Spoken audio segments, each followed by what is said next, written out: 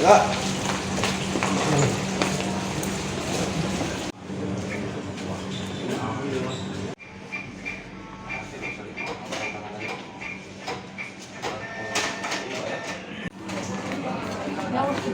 Nah, inilah jumlah.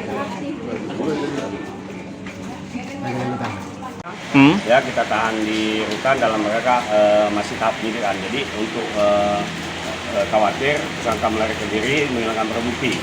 Jadi tersangka 20 hari kita tahan di rutan. Sudah. Kasus apa? Mereka kasus lanjutan yang uji kompetensi di Kabupaten Utara tahun 2017. Tanya lagi. Tersangka kooperatif sesuai panggilan jam 9.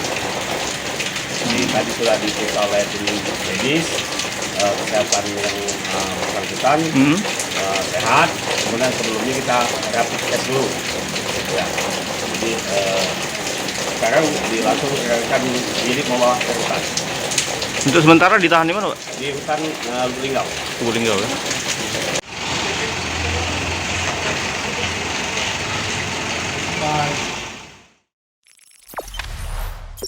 Jangan lupa subscribe, share, komen, dan like ya.